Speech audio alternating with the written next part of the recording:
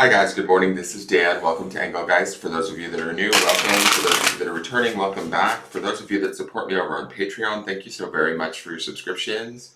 This is a broad spectrum all signs forecast for the collective, so I do speak in broad terms. You need to figure out if and where it fits in your life, if at all. If it doesn't fit, that's okay. Nothing's broken or wrong. It doesn't mean you're not on your path or you're doing the wrong thing. You just might be working on something different at this time.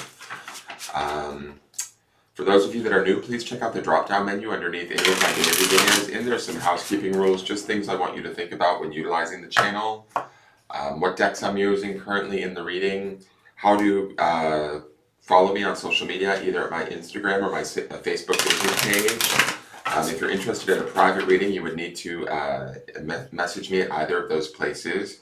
Please know that I will never instigate a message to you to sell you a reading. If anybody ever did, they're probably not me.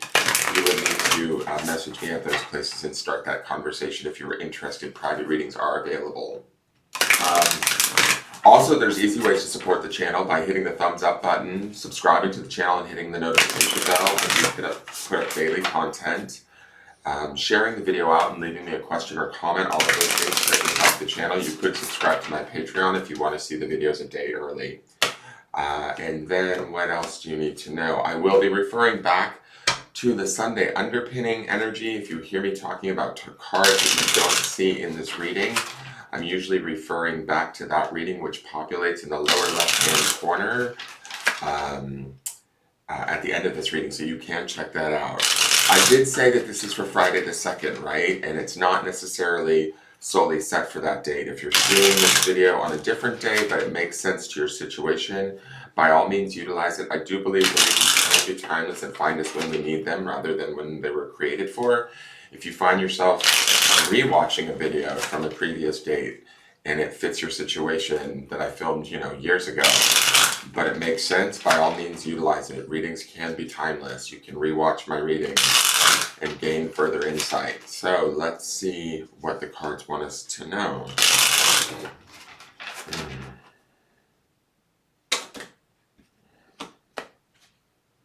Alright, our card for the day is the Sage of Pentacles. So yesterday we had the King of Swords. Today we have the King of Pentacles. Look at this old gay guy gardening. I love that he has his knee patches on. Atta girl. Keep those knees good, girl. We need to do a lot of work on them when we're gay. I like that they have him watering the garden. That's interesting to me because it gives me those star vibes. The star is always pouring from those two cups that she carries. There's a lot of water imagery in the star, and the star underpins this. There is a piece here. The King of Pentacles, he's grounded, he's in charge, he's in control, he's in his body, he's connected to the 3D world, he's a master manifester, right? He thinks things through before doing them. He's got a ton of discernment, practicality.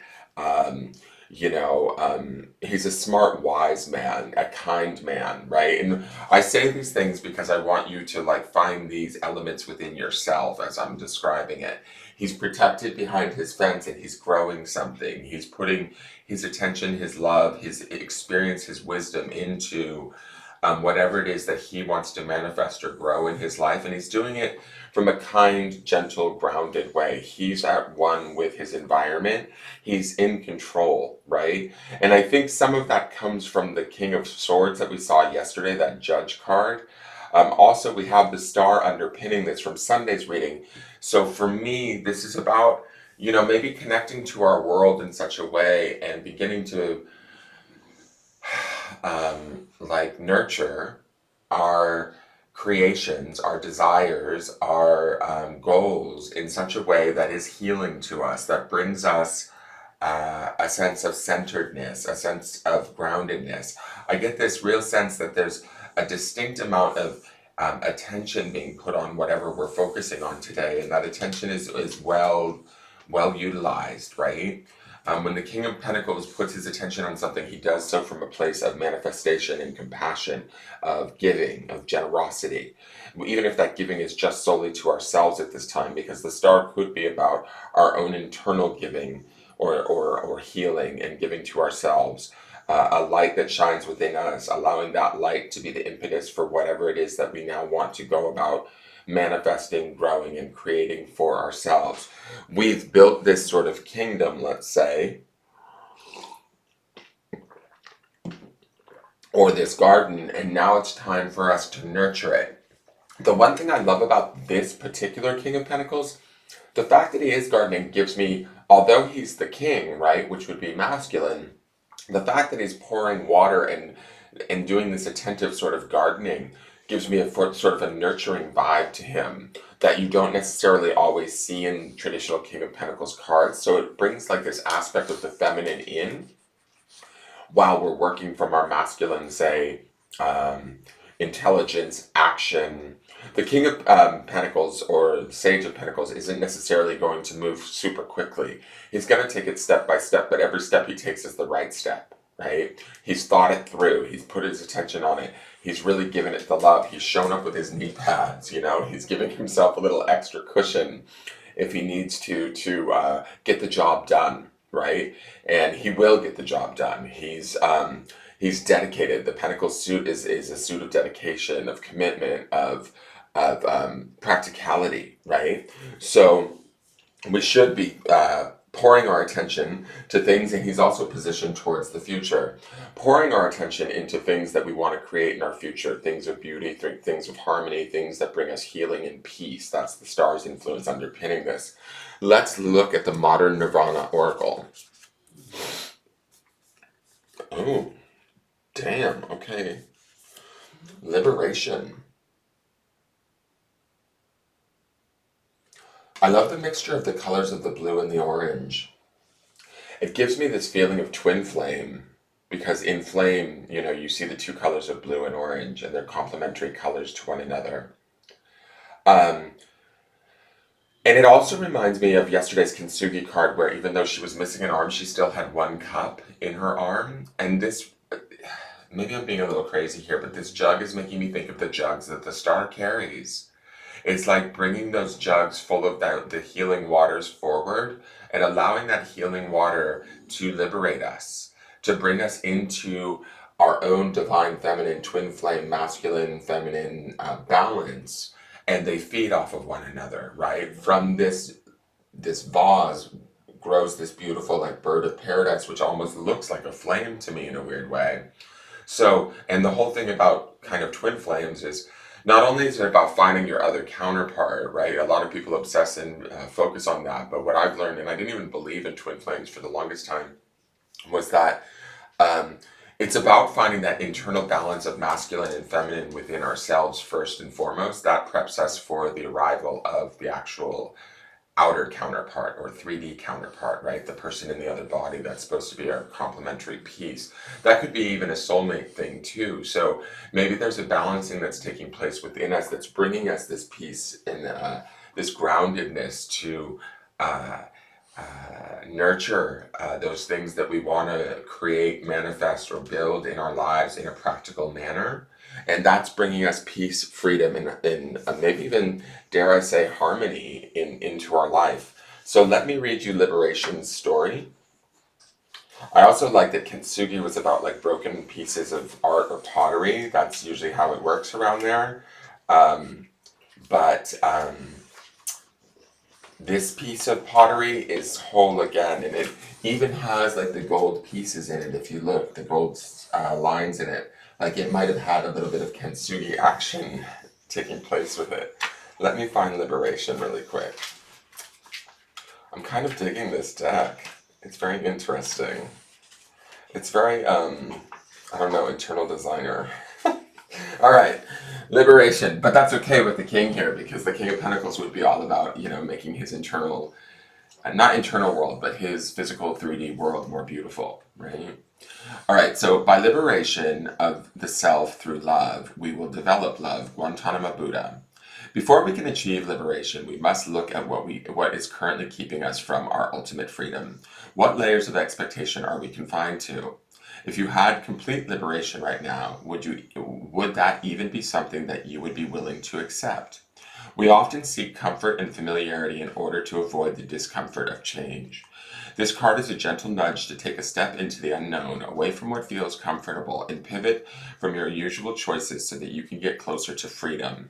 Remember that you, in fact, are already liberated, but it is the human conditioning that we use as our blueprint that hides how truly free we already are. JS.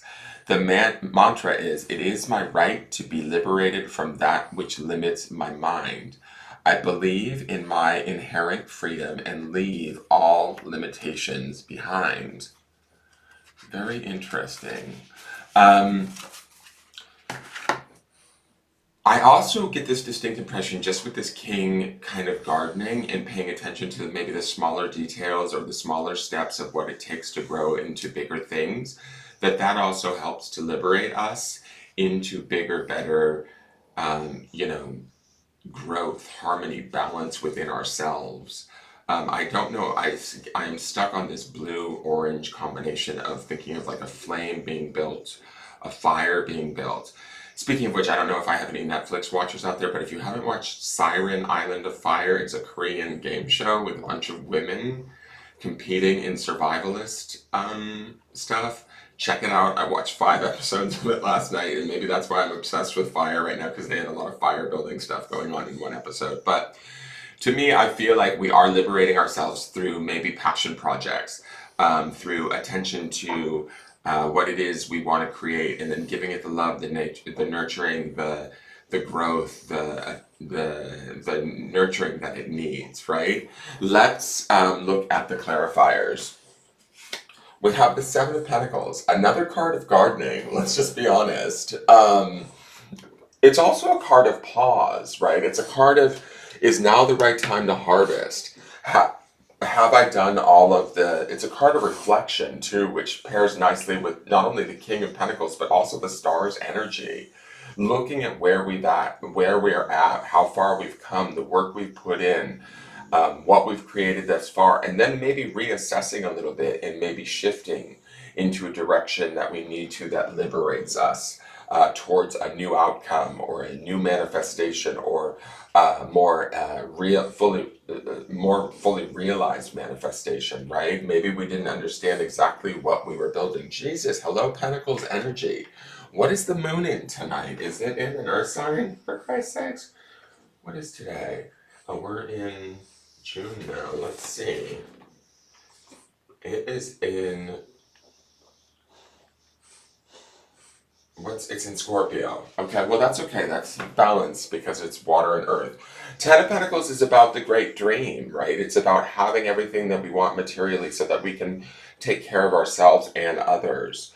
The work that we put in now pays off later, is the feeling that I get with this Ten of Pentacles. It would be a card of liberation, of financial freedom, of a breathe out or an exhale of we have it all, like we've done it all, we have an abundance, we're okay, we've put in the work, we've reflected. And then we have the Page of Swords. Now the Page of Swords, to me, yesterday we had the King of Swords as our lead card, right? He feels like a little residual energy of that intelligence, that thought, that communication kind of lingering. Now we're putting the King of Swords, in my opinion, we're putting the King of Swords intellect into practical action through the King of Pentacles today.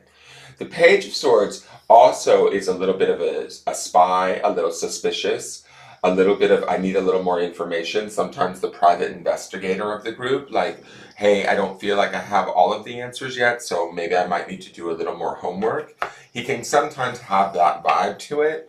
But what I think could be going on here is, when it was talking about in liberation, freeing our mind to understand that we're no longer constrained by the things that we thought that we were, there could be some constraints here that we're experiencing as we're working towards what it is that we want or we're trying to create, that we need to step into our king power, so to speak, and just nurture what's right in front of us, step by step, trusting that we know the answers.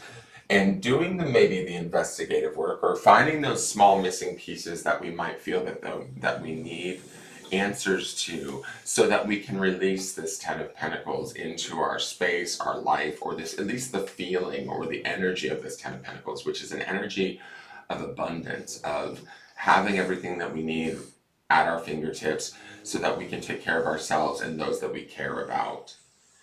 I really think that this is I think that yesterday's cards were so empowering. Now it's about putting that empowerment to real work, is my feeling with all of these pentacles on the board. And from that work, we may find freedom or liberation, healing. Even maybe pages also bring new messages. There could be new communications, new thoughts that come in to us around a situation or around the work that we're doing and how we're going about doing that work. And we may be shifting that so in such a way so that we do create greater abundance and we do free ourselves maybe from whatever situation or however the situation was previously to this point. Here is the grounding stone for the day. It is respect. I think respecting ourselves, obviously grounding in respect for others, our environment, the work that we do, the hard work we've put in, that's also some of the Seven of Pentacles, that pause that's there. It's like a pause time reflection of, wow, I've come this far and look at so much, so much that I've created, but yet I can still create more. There's a respect for having an inquisitive mind through the Page of Swords and wanting to know the answers and learn more information. There's a respect for the desire to be free, to be liberated, to come into balance with who we are, and then to use that. To me, also, the King of Pentacles is very much about respect. He's very much about honor and, at the 3D level, at the earth plane, honor of himself, the environment. I would say he's probably one of the kindest and most generous kings of the 4 kings that there are, right?